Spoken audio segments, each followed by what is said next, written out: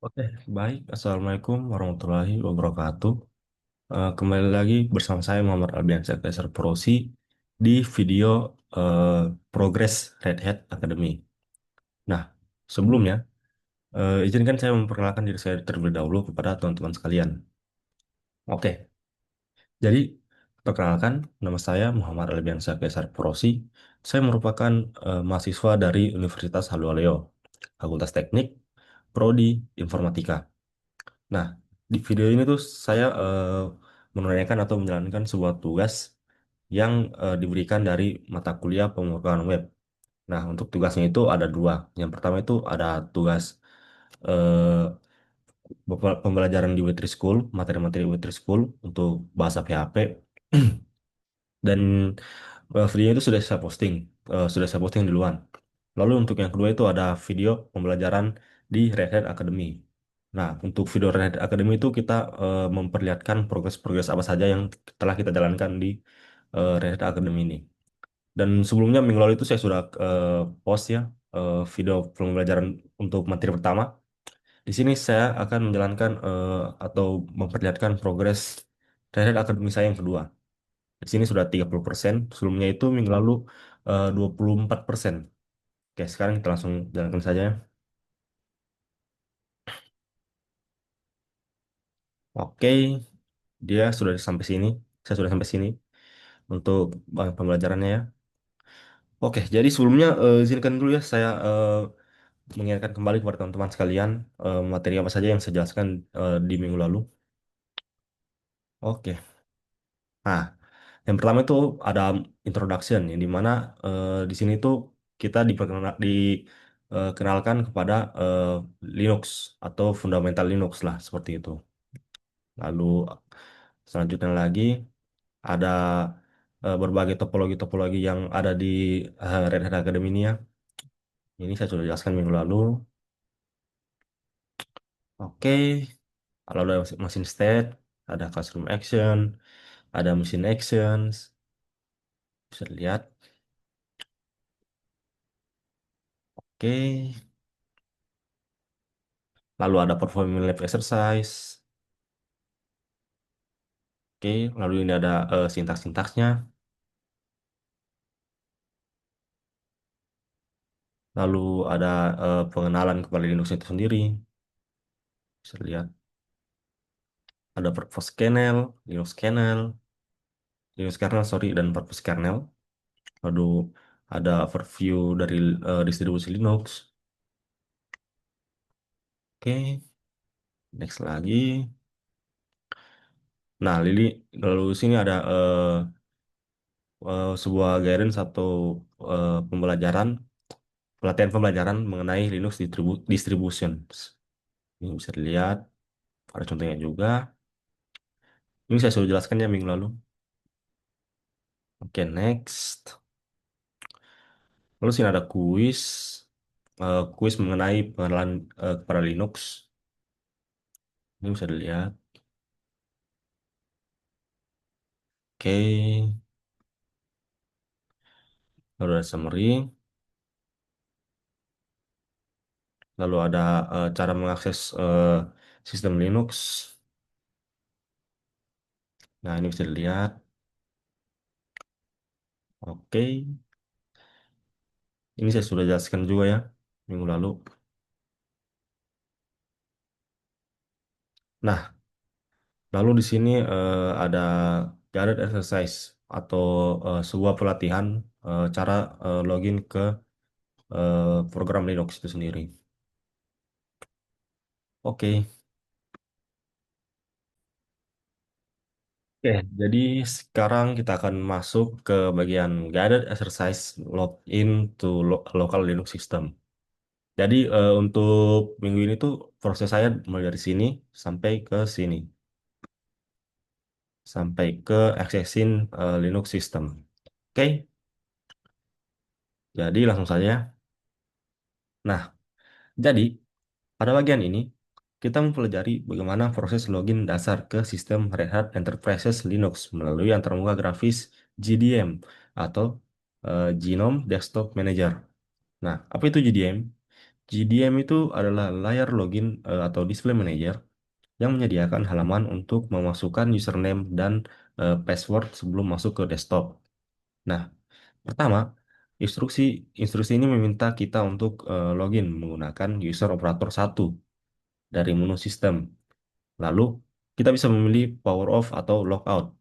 Nah, lalu setelah logout, maka sistem kembali ke layar login. Setelah kembali ke layar login, maka kita pilih user operator satu dan memasukkan password default Red Hat.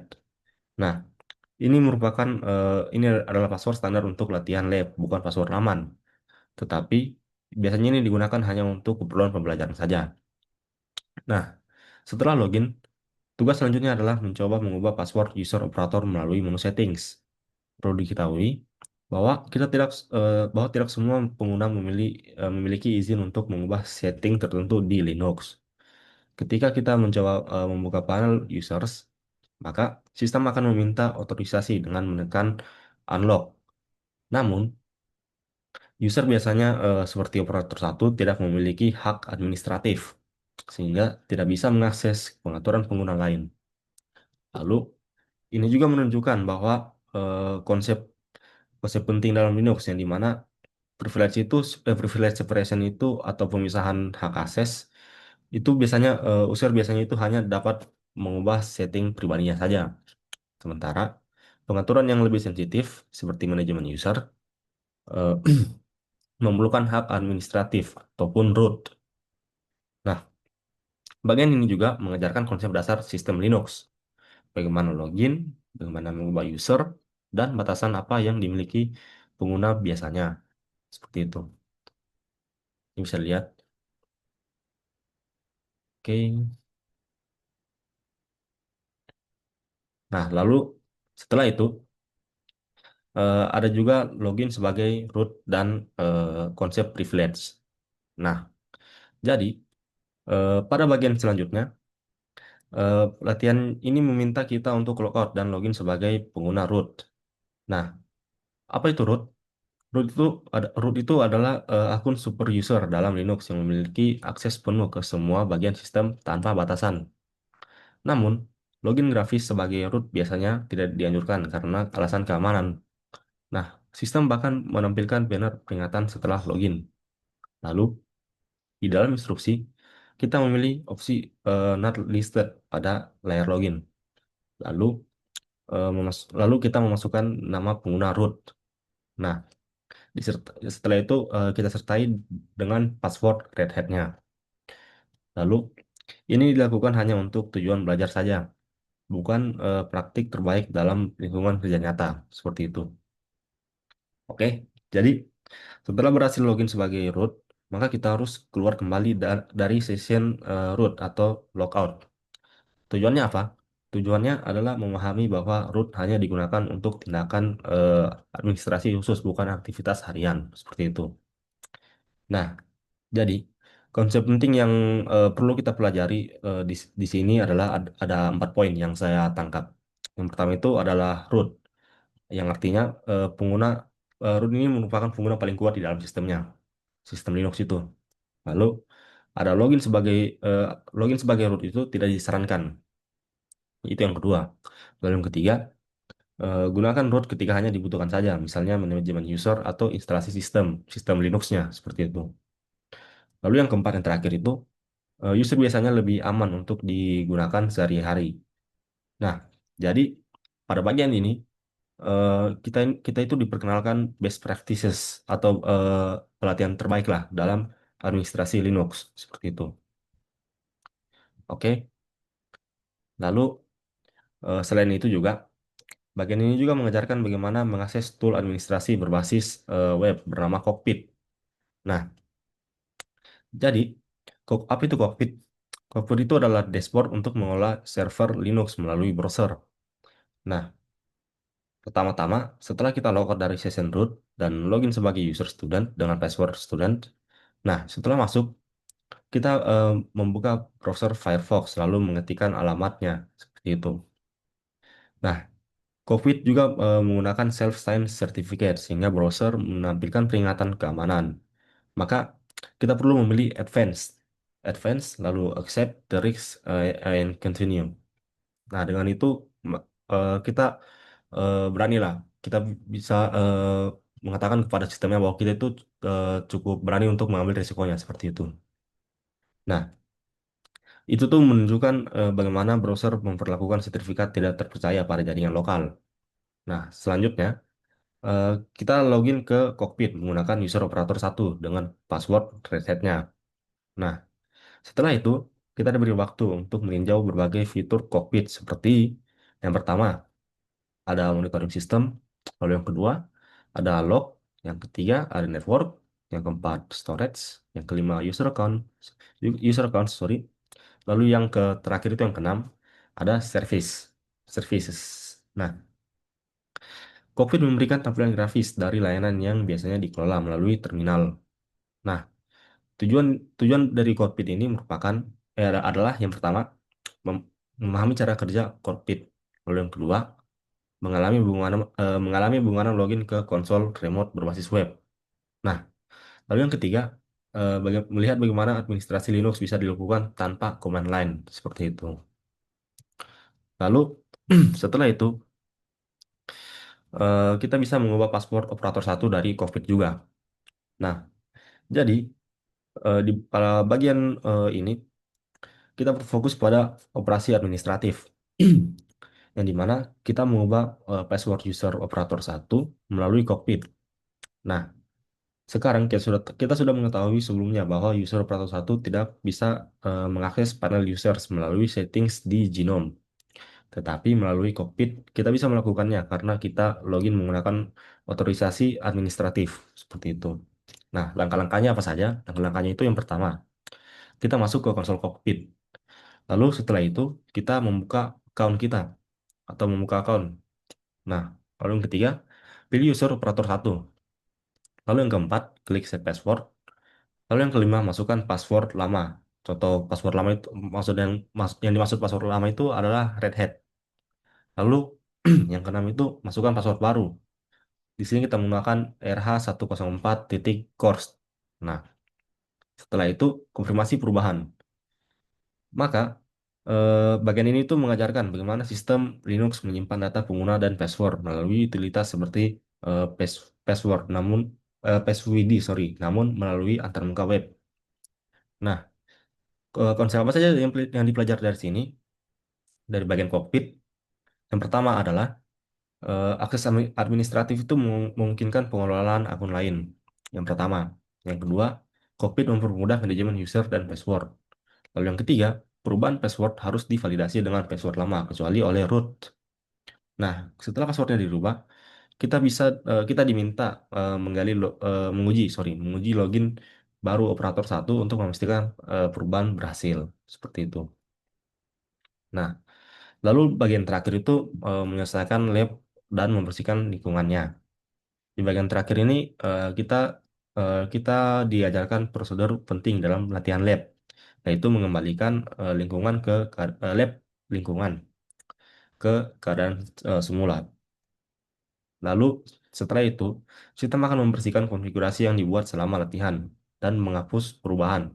Lalu menyiapkan lingkungan untuk latihan berikutnya. Nah, di dalam dunia DevOps dan administrasi sistem, kebiasaan membersihkan lingkungan ini adalah bagian penting agar konfigurasi dari suatu modul tidak mempengaruhi modul selanjutnya. Seperti itu. Nah, tujuannya apa sih? Tujuan itu yang pertama menjaga konsistensi lab. Lalu yang kedua, memastikan kondisi awal tetap bersih. Lalu yang ketiga, mencegah konflik konfigurasi. Seperti itu. Oke, ini bisa dilihat. Bisa dilihatnya. Oke, oke kita lanjut ke tahap berikutnya. Oke, sekarang kita lanjut ke bagian using the command line. Oke, jadi pada eh, bagian awal ini dari using command line ini, kita diperkenalkan pada konsep text interface di Linux-nya, yaitu cara berinteraksi dengan sistem melalui antarmuka teks bukan GUI atau Graphic User Interface.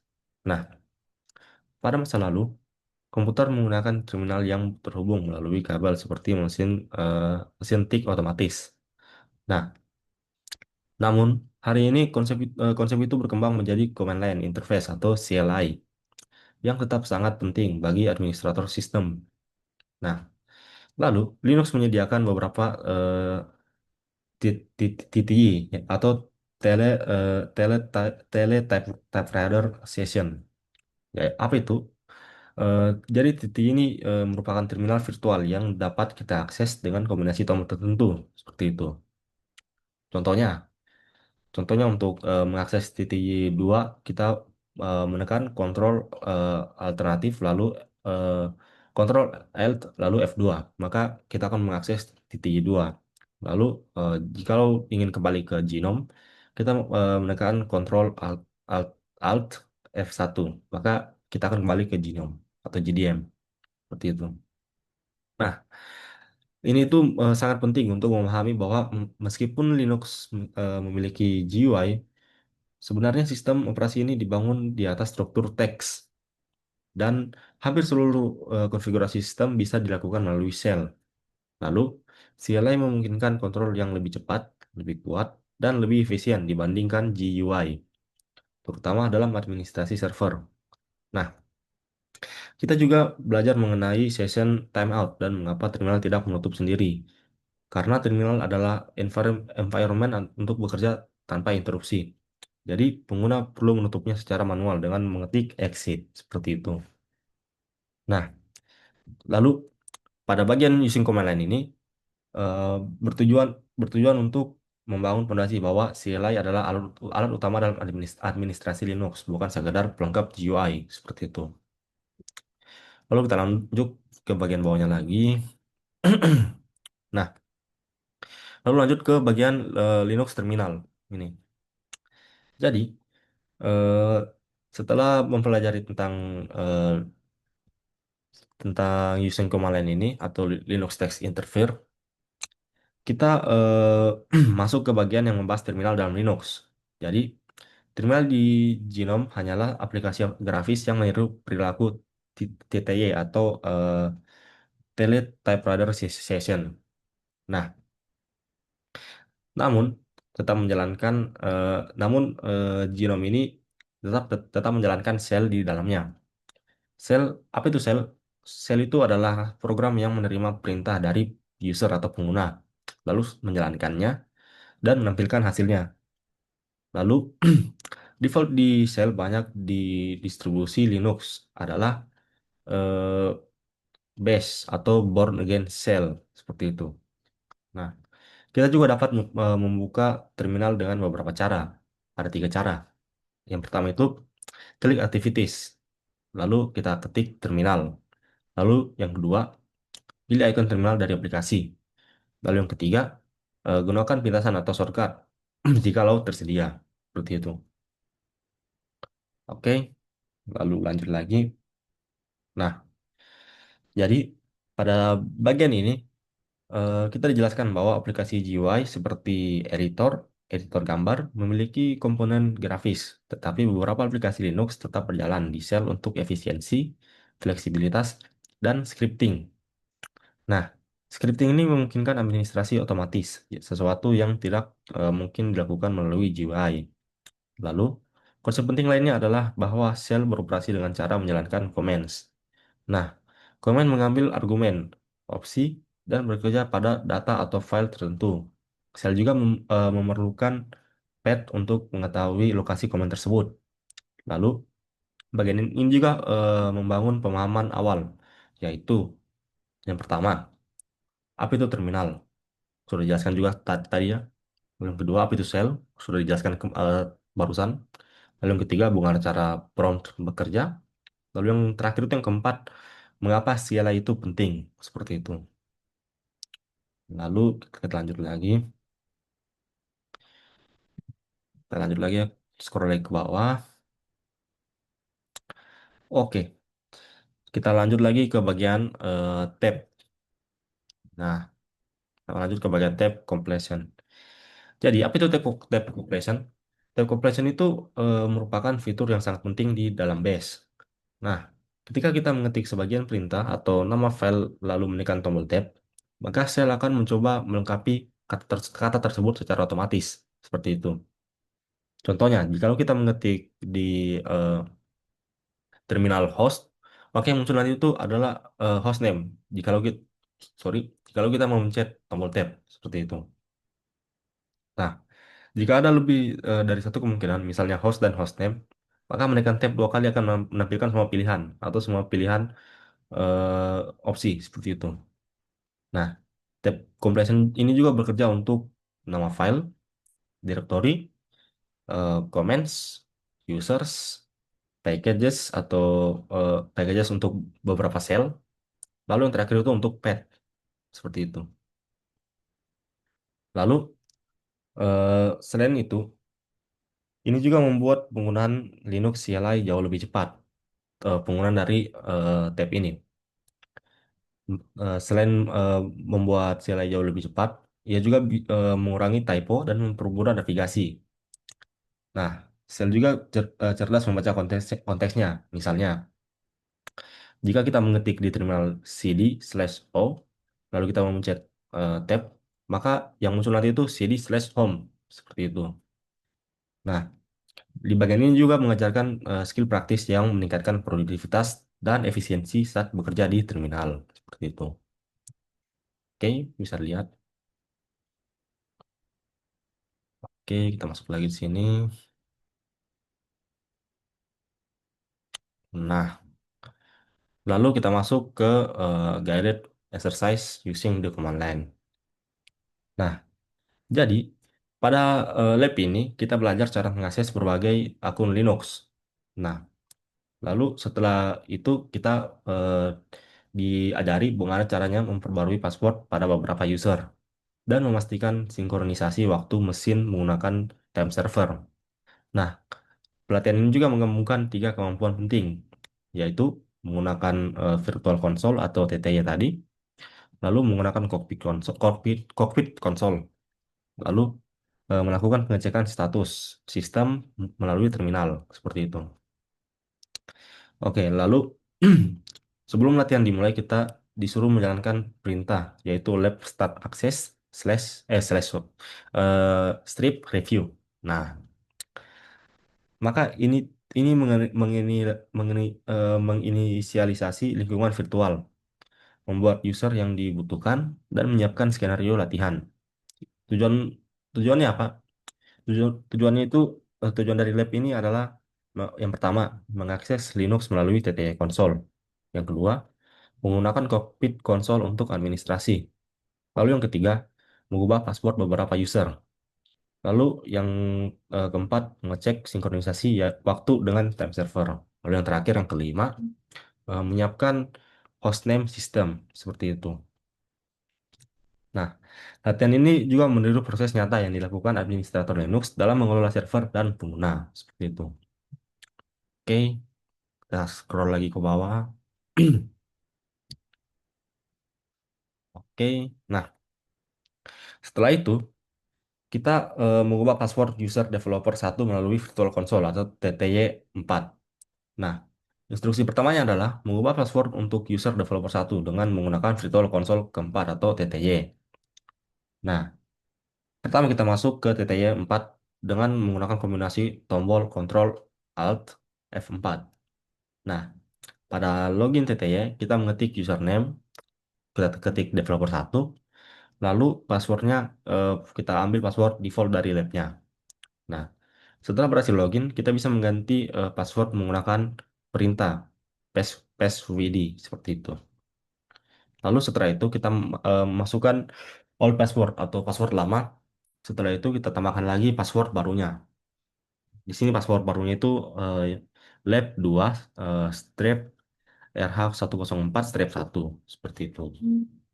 Nah, lalu TTY konsol digunakan kenapa TTY konsol ini digunakan? Karena yang pertama, TTY konsol ini aman, tidak tergantung pada GUI. Lalu yang kedua bisa digunakan bahkan jika desktopnya itu crash. Lalu yang ketiga itu banyak administrator server bekerja hanya melalui TTY saja atau SSH seperti itu. Nah, pada bagian ini kita melatih bagaimana cara login, kita dilatih untuk bagaimana cara login dan modifikasi password via silai dasar seperti itu. Nah, setelah itu kita disuruh lagi mengubah password user developer yang kedua melalui cockpit console. Nah, berbeda dengan developer satu, user developer 2 harus diubah passwordnya melalui cockpit, yaitu dashboard web administrasi. Nah, langkah-langkahnya apa saja? Yang pertama itu kita login sebagai student di Genome Desktop. Lalu yang kedua, buka browser Firefox. Lalu yang terakhir, yang ketiga, akses cockpitnya. Nah, setelah itu, kita melewati warning SSL dengan accept, the risk, and continue. Lalu login sebagai user yang memiliki izin administratif. Lalu masuk ke menu accounts. Setelah itu, pilih user developer 2, klik set password. Lalu yang terakhir, klik set passwordnya. Nah, setelah itu kita masukkan password baru tadi yang saya bilang. Eh, Cuma di sini karena usernya itu beda, kita gunakan eh, angka terakhir itu berbeda.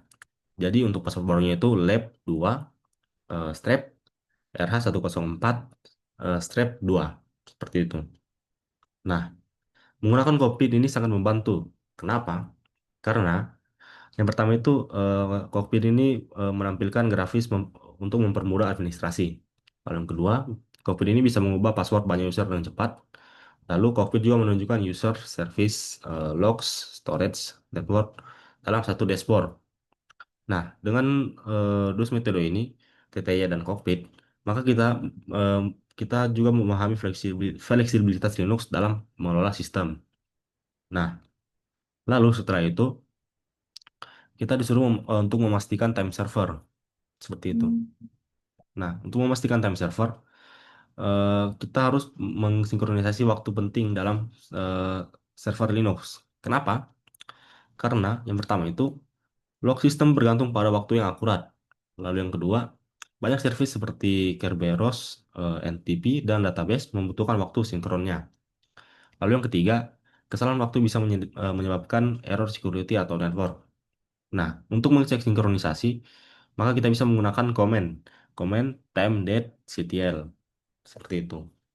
Oke. Lalu setelah itu kita akan diperlihatkan output yang dicek. Yang pertama itu ada local time. Lalu yang kedua ada universal time. Yang ketiga ada time zone. Yang keempat ada NTP synchronize. Yes. Lalu yang terakhir ada system clock synchronize. Yes. Nah, jika lo belum aktif, maka kita bisa mengaktifkannya dengan menggunakan menggunakan komen sudo time date ctl set strap ntp true seperti itu. Setelah setelah itu di bagian ini tuh kita diperkenalkan komen administrasi sistem yang sering digunakan oleh sysadmin seperti seperti itu. Oke. Nah, lalu setelah setelah mengganti password, kita juga diberitahu tentang evaluasi dan penyelesaian lab. Nah, setelah semua langkah selesai, maka kita harus menjalankan lab grade access review. Nah, apa itu? Komen ini akan mengevaluasi apakah password berhasil diubah atau tidak. Lalu yang kedua, komen ini mengecek apakah time synchronization-nya aktif. Lalu yang ketiga, komen ini memastikan semua langkah sesuai instruksi. Lalu yang keempat, komen ini memberi laporan error jika ada langkah yang belum benar. Lalu jika ada error, maka kita harus memperbaiki memperbaikinya dulu. Lalu jalankan ulang komen sesuai gradingnya seperti itu. Nah, terakhir, kita menyelesaikan lab dengan lab finish access review. Maka ini akan membersihkan environment latihan agar tidak mengganggu model berikutnya. Itu. Nah, jadi pada latihan ini mengajarkan yang pertama, menggunakan TTY Console untuk login dan mengganti password. Lalu yang kedua, menggunakan cockpit dashboard untuk administrasi user. Lalu yang ketiga, mengelola banyak akun sekaligus. Lalu yang keempat, mengecek dan memastikan sinkronisasi waktu. Lalu yang lima yang terakhir menggunakan tools otomatis Red Hat, yaitu Left Start, Left Break, dan Left Finish. Seperti itu. Nah, seperti ini yang saya bilang ya, untuk mengakses Linux system tadi, untuk mengecek apakah password kita sudah benar atau tidak. Ini, oke. Ya, seperti itulah contoh penggunaan dari accessing Linux system. Oke, baik itu saja eh, teman-teman sekalian untuk proses eh, Red Hat akademik saya yang kedua. Eh, Cukup sekian, mohon maaf jikalau ada salah kata atau perkataan saya sulit dicerna oleh teman-teman sekalian. Kurangnya itu murni dari saya, lebihnya itu daripada yang di atas. Bila taufik, kalau di Assalamualaikum warahmatullahi wabarakatuh.